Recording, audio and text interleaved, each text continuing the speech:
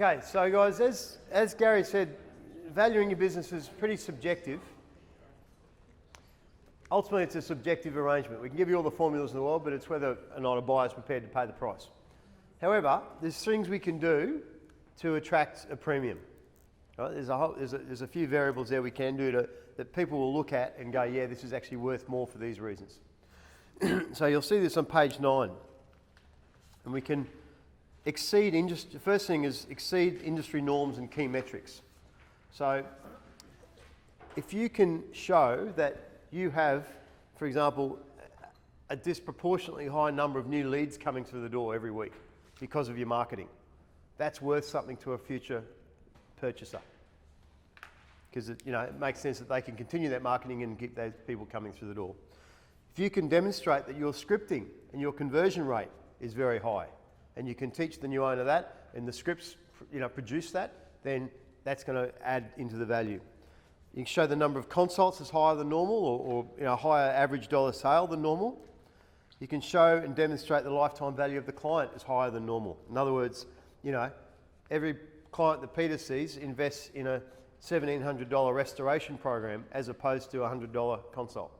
That's got a value attached for a new owner, because a new owner walks straight into that system rather than have to build it up from scratch. So there's a value attached to, how do I take a client from first consult to $1,700 sale? Well, that's a question Peter's answered. He can train the new owner in. And see, there's a high value attached to that. Multiples on wages. In other words, if you can show that, I employ this practitioner for $35 an hour and I'm making $100 an hour on them by charging them out at $100, that's something you can demonstrate. That's going to attract a higher price also, as opposed to, everyone takes 60% and I'm left with nothing. All right? Net profit, obviously, and then pre-sold income. In other words, recurring income. So this is just the hugest aspect, I believe, is that if you can, it's one thing to say, look, there's X amount of profit coming off this your practice. It's another to say, here's the next 12 months income, pre-sold, booked in, monthly, it's coming in. Massive, massive thing for a buyer. Second key to attracting maximum price is creating a systemised business. So what's a systemised business? When it comes to number of new leads and getting new leads through the door, what's the system to get that? Marketing funnel. Yeah, right. So your marketing is replicable. System to convert people. Scripts, staff training programs. Yeah. Number of consults. Sales training systems, having programs to sell rather than sessions to sell. Lifetime value of the client, multiples of wages. You've got your training systems in place with your staff. You'll be able to demonstrate that very easily with the cost of delivering services. And the consideration here is that if your business is under management, you're going to get better value in terms of a sale, because you're not limiting your sale to a practitioner. Third thing is your client base. So value being in your list, it's a number of people in your list, but also the relationship you have with those people. Right, so it's not saying, there's 20,000 people in our database, because the immediate question a buyer will ask is, well, so what? When's the last time they purchased from you? When's the last time you contacted them? What's your relationship with them? Right, so if you can say, look, there's 6,000 people in our database, and on average we see 80% of them at least once a year, that's got a lot of value. And this is the scenario we're going to explore now, is what if you own your businesses, premises, as Charmaine and Barry have done, and David's done, and you guys have done. You own the 4 walls, you own the property, but you sell the business. And the guy goes broke in 6 months or 12 months or 2 years. What happens then? You got the opportunity to build the place up again. You got the systems, you got the procedure, you've done it once, you can do it again. Or you find someone else to sell the business to. So you've got that fallback position, is that you can create yourself a tenant using these systems. Make sense? But you still get your asset in place. You can sell the business a few times in the same building. Yeah. So Gary, can we have you join us, mate, please? Mate, thank you for joining us. Thanks for having me. Much appreciated. let's run through, we'll go through this initial table, but let's challenge some assumptions or look at the realities of exiting your business and potentially retiring or / being financially independent, not having to go to work.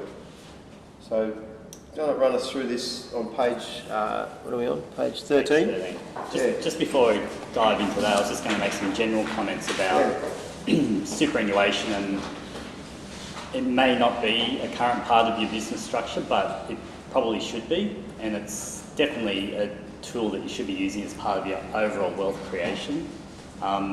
Basically in Australia now, for anyone over 60, superannuation is a tax haven. There's no tax payable by your superannuation fund, and there's no tax payable by you when you draw your money out.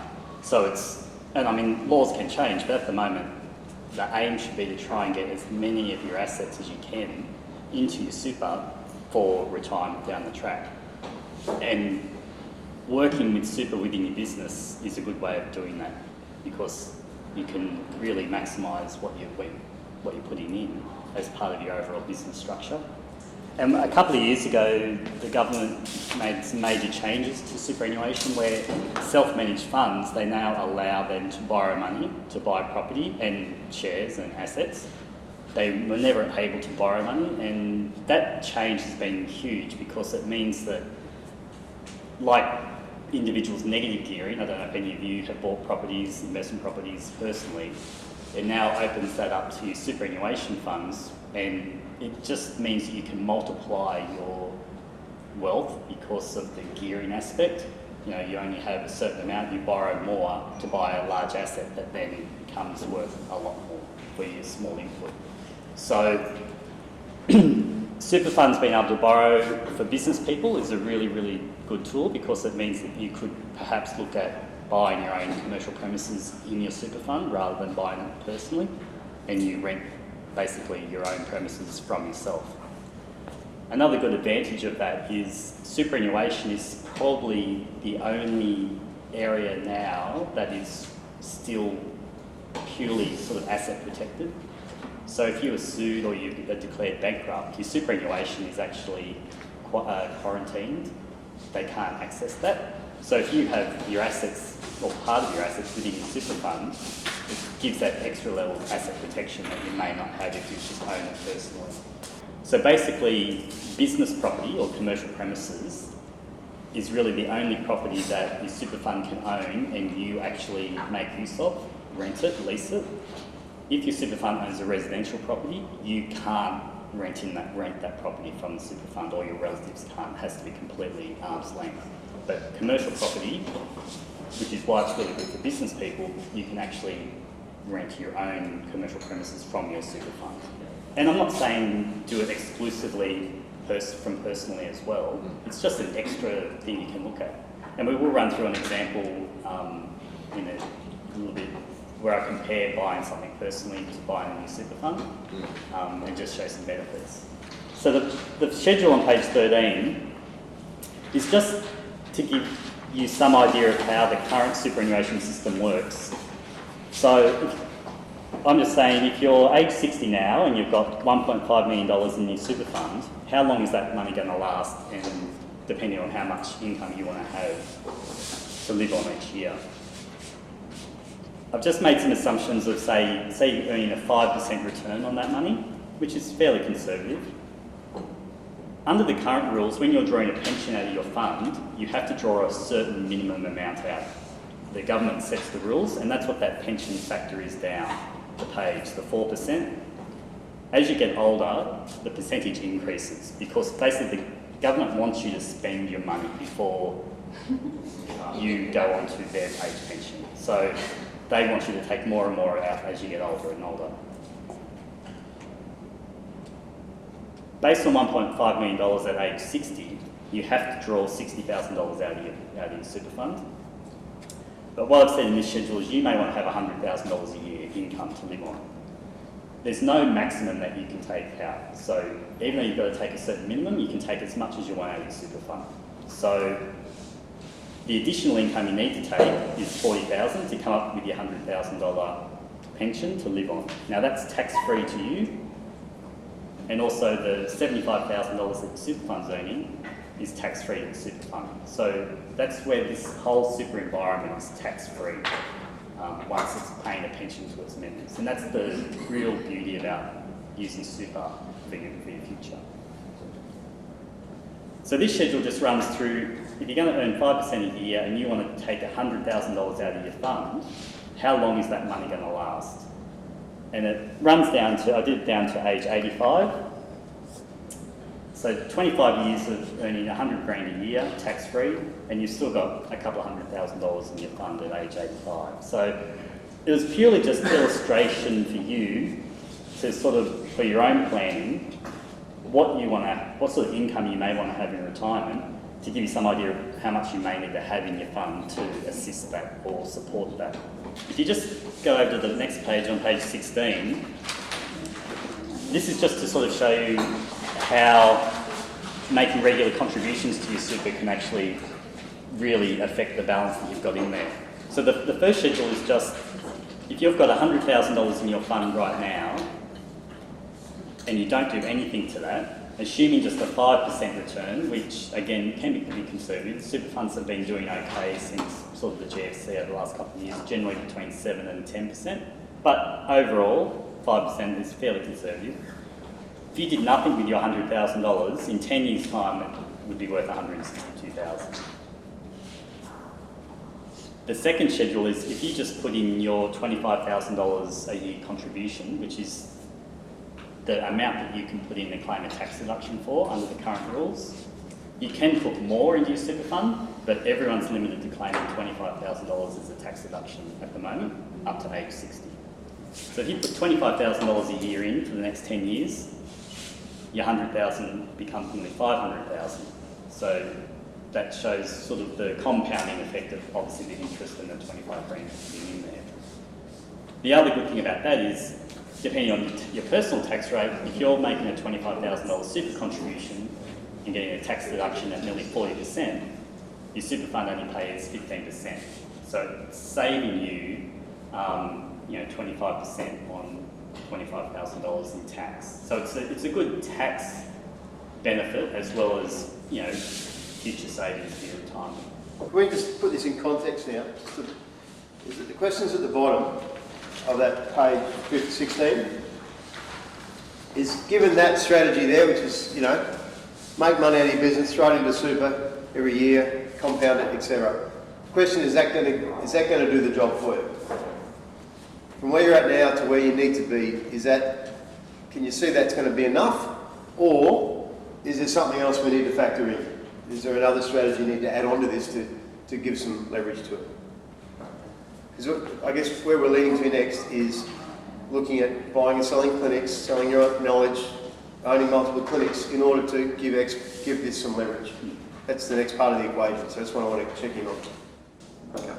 And just generally on that, which you were leading into about selling your practice, if you're selling your practice towards retirement, under the current rules, there's lots of capital gains tax concessions at the moment. So basically you can sell a small business, as long as you meet certain requirements, and make a capital gain of say $500,000 on selling that business, that can go into your super funds tax-free, and you don't pay any tax personally on that. So if we'll run through the example, because this also will give you some idea of how gearing can increase your overall wealth strategy, rather than just having your money earning interest or dividends from however you invested it. If you borrow money as well, you can increase your overall return. So on the next page then, which comes back to what Adam was saying before, we're sort of looking at, okay, well how can maybe all these different strategies get you to that $1.5 million, if that's the figure that you think you might need in your fund? How do you try and get there? By using super, by your practice, by investing in your super fund. So the first schedule is just, if you had your practice to sell at retirement, and if we look at, if you had bought that residential property in your super fund, 10 years ago. So if you have $200,000 in your super fund now as a couple, and you are able to try and make your $25,000 contribution each for the next 10 years, that third schedule shows that you'll have $954,000 in the fund in 10 years' time.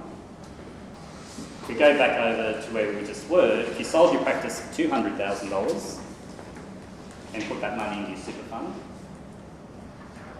and you had your residential property that you sold, and that generated $380,000, and you've done your contributions for 10 years, starting at $200,000 and ended up at $950,000, you'd have $1.5 million in your fund.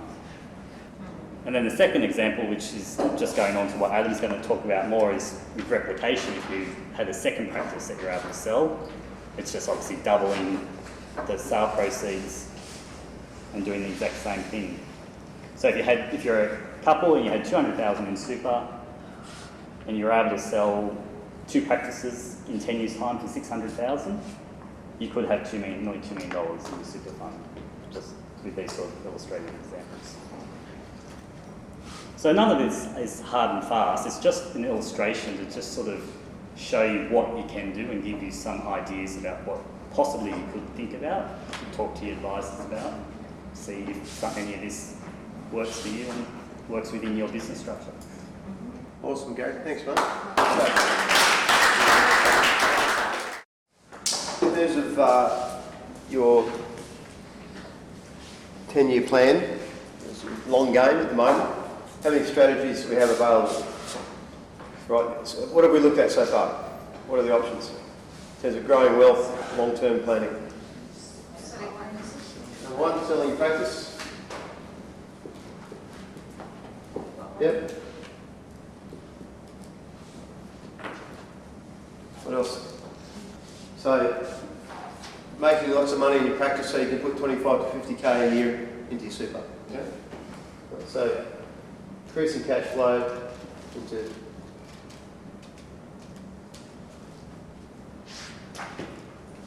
what's the third one? Property through your super. Yeah. So, buying commercial property. And still to come, replicating your practice, buying a number of practices, possibly through a combination of all those 3. And what else? What else is coming? Sell your IP. Cool. Go and have some thinking time as to which of these feels like the right strategy for you, if any. Get clear. Integrate what's been going on. And remember I said this is potentially the moment. This weekend you'll look back in years to come and go, wow, that's where everything's really took off for us. If that's to be true, which of these strategies, if any, or which combination of these strategies is going to be right for you, for that to be the case?